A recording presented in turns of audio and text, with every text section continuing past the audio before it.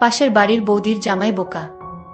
একদিন বৌদি আমায় ডেকে নিয়ে বলল, তোর দুলাভাই একটা বোকা, আমার কষ্ট অভাব দূর করতে পারে না। আমি বৌদির কথা শুনে অবাক হয়ে যাই। একদিন বৌদি আমার সাথে যা করেছিল তা শুনলে তোমাদের চোখ কপালে উঠে যাবে। আমি তখন ছোট, ক্লাস 7-এ পড়ি। আমাদের পাড়ায় প্রতিদিন রাতে গানের আসর জমত। গ্রামে আমাদের আড্ডা গুরু নীরব ভাই। স্কুল না থাকলে সারাদিন তার ঘরে বসে থাকি আর মোবাইলে গান শুনি। আমাদের এলাকার রাজু ভাইয়ের বউ একটু অন্যরকম। গ্রামের ছনের ঘর ছিল জঙ্গলের সাথে। সে যদি ওর ভিতরে থাকতো তো আমাদের গায়ে পানি দিয়ে ছিটা মারত। একদিন এভাবে যাবার সময় ভেতর থেকে পানি ছিটা দিয়ে বলে, জামাই কই যাও, বাড়িতে আসো, পিঠা খেয়ে যাও। আমি আসলে এসবের কিছুই তেমন বুঝি না। আমি ভাবিকে বললাম, কি পিঠা? আরে ভেতরে আসি না। আমি বোকার মতো ভেতরে যেতে চাইলে ভাবিকে দেখে আমি চমকে উঠি। ভাবি খিল খিল করে হাসতে থাকে আর আমায় বলল, শরম পাইছো? জঙ্গলের ভেতর ক্রিকেট বল খুঁজতে থাকি। নীরব ভাই ক্রিকেটের বল এত জোরে মারছে এই জঙ্গলে আইসা পড়ছে। আর আমি ছোট হওয়াতে ওরা সবাই সব সময় আমারই পাঠায় জঙ্গলের ভেতর ক্রিকেট বল আনতে। কোনো মতেই এদিন আর বল খুঁজে পাই না।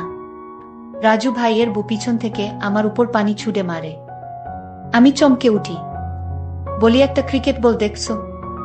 সে বলে, বল আমার ঘরের চালের উপরে এসে পড়ছে, তাই আজ আর বল দিব না। আমি বললাম, ভাবি, আমরা আর এখানে বল ফেলবো না, আজকের মতো বলটা দিয়ে দাও। ভাবি বলল, ঠিক আছে, বলটা ফেরত দিব, তবে একটা শর্ত আছে, যদি তুই আমার শর্ত রাখিস তাহলে বল দিতে পারি। আমি ভাবিকে বললাম, ভাবি, আমি ছোট মানুষ, আমি কি তোমার দেওয়া শর্ত পালন করতে পারবো? ভাবি বলল, পারবি, না পারলে আমি তোকে শিখিয়ে দিব। আমি ভাবিকে জিজ্ঞেস করলাম, ভাবি কি শর্ত বলো? এবার ভাবি বলল, এখন বলতে পারবো না, তুই বরং সন্ধ্যার পর আমাদের বাড়িতে আসিস, তখন শর্তটা বলবো। আর এখন নে, বলটা নিয়ে যা। আমি ভাবতে লাগলাম, ভাবি শর্তটা তো এখনই বলতে পারতো, কিন্তু সন্ধ্যার পর বলল কেন? ভাবির কথা শুনে আমি কিছুটা ভয় পেলাম। কি জানি বলে বসে তার কোনো হিসাব আছে?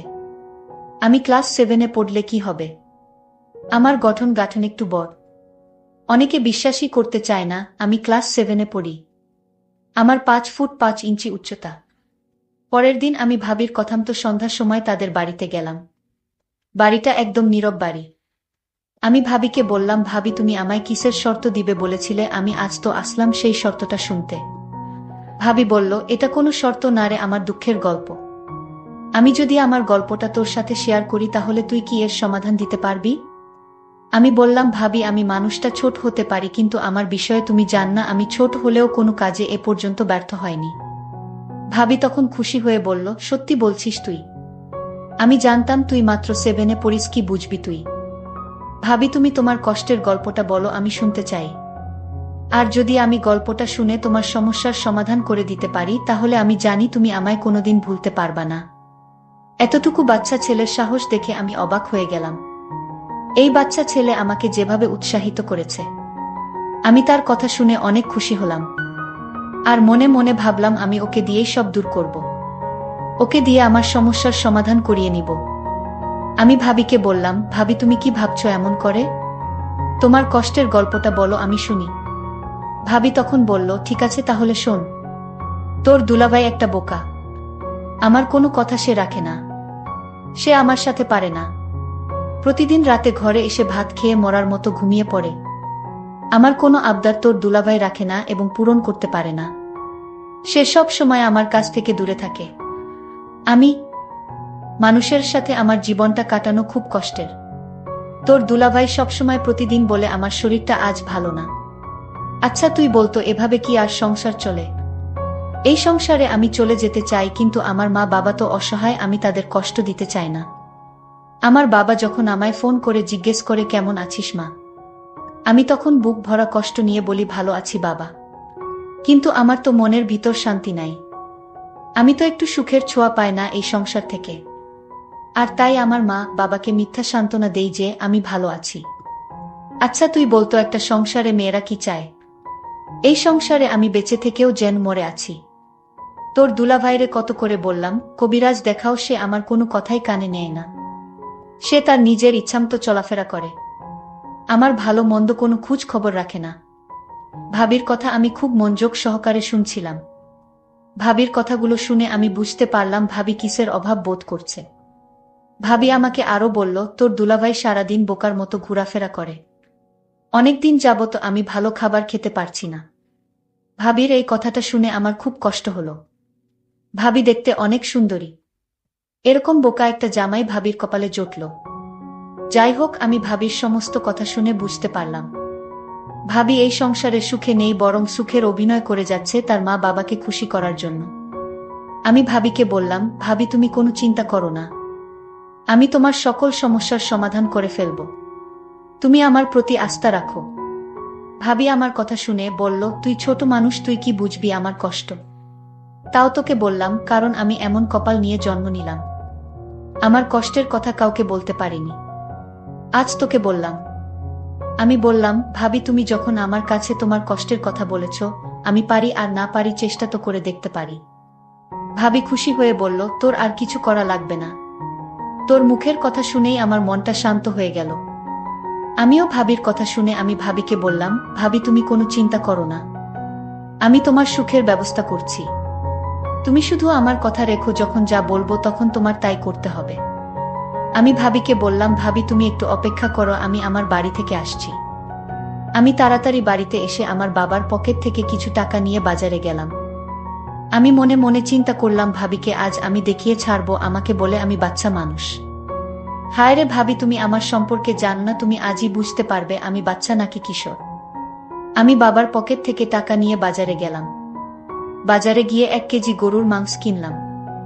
আলু, পেঁয়াজ, রসুন, ভাবির জন্য সাবান, ফেস ওয়াশ, মুখের ক্রিম, হাতের ছুরি ইত্যাদি কিনে ভাবির বাসায় নিয়ে গেলাম।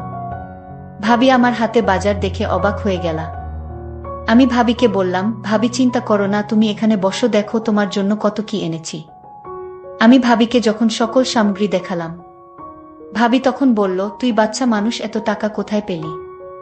আমি বললাম, ভাবি আমি এই টাকা জমিয়ে রেখেছিলাম, আমার কাছে আরো অনেক টাকা আছে ভাবি। ভাবি তখন বলল, এসব আমি নিতে পারবো না, তোর দুলাভাই জানলে আমি কি জবাব দিব, একবার ভেবে দেখেছিস? ভাবিক বললাম, তুমি বলবে বাবার একটা গরু ছিল, সেটা বিক্রি করে কিছু টাকা আমাকে খরচ করার জন্য দিল। তোর মাথায় তো দারুণ বুদ্ধি, কিন্তু আমার জন্য তুই এত কিছু করবে কেন? আমি তোর কি হই? আরে ভাবি, একটা গান আছে না, মানুষ মানুষের জন্য। আমিও মানুষ, তুমিও মানুষ, শুধু এইটুকু জেনে রাখো। আর তাছাড়া আমার তো আর বড় ভাই নেই, আমার কোনো ভাবিও নেই। যদি আজ আমার একটা ভাবি থাকতো, আর সেই ভাবি যদি তোমার মতো কষ্টে থাকতো, তাহলে আমি কি তাকে ফেলে দিতাম? আমি তাকে হেল্প করতাম না? ভাবি তখন বলল, আসলে সত্যি তোর অনেক মেধা আছে, তুই ছোট হলে কি হবে, তোকে আল্লাহ অনেক জ্ঞান বুদ্ধি দিয়েছে, তুই ভবিষ্যতে অনেক বড় হবি। আমি ভাবিকে বললাম, ভাবি এবার কথা বাদ দিয়ে রান্না করো, আজ তুমি গরুর মাংস দিয়ে ভাত খাবে, আমিও তোমার সাথে খাবো, অনেক ভালো লাগবে। বলতেই ভুলে গিয়েছিলাম, যাকে আমি বাচ্চা বলে ডাকি, তার নাম সজীব, তার মা বাবা। ভালো লাগবে বলতেই ভুলে গিয়েছিলাম, যাকে আমি বাচ্চা বলে ডাকি, তার নাম সজীব, তার মা বাবা আছে, তাদের একটা মাত্র সন্তান, সে হচ্ছে সজীব। আর একমাত্র সন্তান বলে সজীবকে তার বাবা মা অনেক স্নেহ করে, যখন যা চায় তাই দেয়। আমি সজীবকে বললাম, সজীব তুই বস, আমি রান্না করি। সজীব তখন বলল, ভাবি আমি তোমার সাথে রান্নায় হেল্প করি। আমি বললাম, ঠিক আছে কর। আমি আর সজীব মিলে রান্না শেষ করে ঘরে নিয়ে যখন খেতে বসবো, ঠিক তখনই আমার বোকা জামাই বাড়িতে হাজির। সজীব আমার স্বামীকে ভয় পেয়ে সে কাঠের তলে লুকিয়ে পড়ল। আমার হাবলা স্বামী আমায় জিজ্ঞেস করল, কিরে সোনিয়া, আজ ঘরে মাংসের ঘ্রাণ পাচ্ছি কেন, মাংসের ঘ্রাণ কোথায় থেকে আসছে? আমি তখন আমার বোকা স্বামীকে বললাম, আমার বাবা এসেছিল আজ দুপুরে, আমার জন্য অনেক কিছু নিয়ে আসছে, তুমি তো আমার বরণ পোষণ করতে পারো না, আর তাই বাবা আমার জন্য হাতের ছুরি, মুখের ক্রিম, ফেস ওয়াশ, ব্যাগভর্তি বাজার নিয়ে আসছিল। আমার স্বামী এই কথা শুনে বলল, আমার সুর আব্বার এত দরদ হয়েছে আমাদের প্রতি, হঠাৎ এই দরদ কেন? যাই হোক, অনেকদিন পর ঘরে মাংস রান্না হলো, দাও পেট ভরে ভাত খাই। আমি মনে মনে বললাম, শুধু খেতেই জানো, ঠিকমতো দিতে জানো না। এইদিকে সজীব কাঠের নিচে শুয়ে ঘুমিয়ে পড়ল। আমি আমার স্বামীর জন্য ভাত আর মাংস নিয়ে তার কাছে গেলাম, তাকে খেতে দিলাম। সে শুধু মন ভরে ভাত খাচ্ছে, আর একটা বার জিজ্ঞেস করল না, তুমি খাবে না আমার সাথে? তুমিও খাও না। সে তো এই কথাটা বলতে পারত, কিন্তু তার মাথায় এতখানি বুদ্ধিও নেই, শুধু নিজের বুঝটাই বুঝে। আমার কষ্টটা একবারও জানতে চায়নি। যাই হোক, সে খেয়ে ধেয়ে বিছানায় শুয়ে নাক ডেকে ঘুমাচ্ছিল। আমি তখন কাঠের নিচে সজীবকে বললাম, সজীব আয়। সজীব, তোর দুলাভাই ঘুমিয়ে গেছে। দেখি সজীব ঘুমিয়ে পড়েছে। আমি তাকে হুঁশ করার জন্য একটু পানি ছিটা দিলাম। তখন সে লাফ দিয়ে উঠে পড়ে। আমি তাড়াতাড়ি কাঠের তল থেকে বের হয়ে বাহিরে চলে আসলাম। আর ভাবিকে বললাম, ভাবি আমি আজ চলে যাই, বাবা মা আমার জন্য চিন্তা করছে, কাল আসব। আর ভাবি তুমি আমায় একটা কথা দাও। কি কথা? তুমি রাতে পেট ভরে মাংস দিয়ে ভাত খেও। আমার কথা না রাখলে আমি আর কোনোদিন তোমার বাড়িতে আসব না। ঠিক আছে, আমি সত্যি খেয়ে নিব, এখন তুই বাড়িতে যা। আমি বাড়িতে চলে আসলাম। রাতে শুয়ে শুয়ে শুধু ভাবির কথা চিন্তা করতে লাগলাম। আমার সারা রাত অস্থির অস্থির লাগছিল। আমি কিছুতেই এই রাতটা ঘুমাতে পারলাম না। আমি সিদ্ধান্ত নিলাম, যে করে হোক ভাবির সমস্ত কষ্ট দূর করতে হবে। আর দুলাভাই যা পারে না তা আমি করে দেখাবো। ভাবির কোনো সন্তান নাই। বিয়ে হয়েছে 5 বছর হয়েছে, তাও তাদের কোনো সন্তান হয়নি। আমি সিদ্ধান্ত নিলাম, ভাবিকে এই নরকে আর রাখব না। আমি তাকে সমস্ত সমস্যার সমাধান করব। পরের দিন দুলাভাই গঞ্জে চলে গেল। আজ মনে হয় রাতে ফিরতে পারবে না। ফিরতে ফিরতে কাল সকাল নাগাদ হবে। আমি তাড়াতাড়ি ভাবির বাড়িতে গেলাম। গিয়ে দেখি ভাবি শুয়ে আছে। আমি ভাবিকে ডাক দিলাম, ভাবি এই অবেলা শুয়ে আছো কেন? শরীর খারাপ নাকি? ভাবি বলল, আমার কোমরটায় প্রচুর ব্যথা হচ্ছে। আমার স্বামী এ পর্যন্ত আমায় কোনো ওষুধ কিনে দেন নাই। আমি ভাবিকে বললাম, ভাবি আমি তোমার জন্য ব্যথার ওষুধ নিয়ে আসি। ভাবি বলল, না লাগবে না। আমি ভাবিকে বললাম, ভাবি ট্যাবলেট না খেলে তো ব্যথা সারবে না ভাবি। সজীব ভাই আমার, আজ আমি অসহায়, আমার পাশে কেউ নেই। আজকের কোমর ব্যথায় মনে হয় আমি মরে যাব। এই জন্যই তো বললাম ঔষধ নিয়ে আসি। ভাবি বলল, ঔষধ লাগবে না, তুই কোমরটা একটু মালিশ করে দে, তাহলেই ব্যথাটা কমে যাবে। আমি ভাবির এমন কথা শুনে আমার কেমন জানি লাগছিল। আমি বললাম, ভাবি আমি পারবো না মালিশ করতে, আমি বরং ডাক্তার নিয়ে আসি। ভাবি তখন আমায় বলল, আরে বোকা ছেলে, এই ব্যথা মালিশ ছাড়া কমবে না। তুই অয়তা ডাক্তার নিয়ে শুধু খরচ বাড়াবি। তুই একটু মালিশ করে দিলেই ব্যথাটা কমে যাবে। আমি ভাবির ব্যথার কষ্ট দেখে আমি মালিশ করে দিলাম। 5 মিনিট পর ভাবি ব্যথা কমে যাওয়ায় ঘুমিয়ে গেল। আর আমার মনের আশা করে নিলাম। আর ভাবিও এটাই চেয়েছিল। আমি ছোট হলেও তা বুঝতে পারি। আমি যেদিন বল আনতে গিয়েছিলাম সেই দিনই বুঝতে। এতদিন ঢাকায় ছিলাম। ভাবি আমাকে দেখে বলল, সজীব তুই কেমন আছিস? ভালো ভাবি, তুমি কেমন আছো ভাবি? আমি ভাবির মুখে হাসি দেখতে পেলাম। আমি কোনোদিন ভাবিকে এমনভাবে হাসতে দেখিনি। ভাবি আমাকে ঘর থেকে একটা মিষ্টি নিয়ে এসে বলল, নে মিষ্টি খা। আমি বললাম, ভাবি এটা কিসের মিষ্টি? ভাবি বলল, আমি মা হতে চলেছি। আমার আর কিছু বুঝতে বাকি রইল না।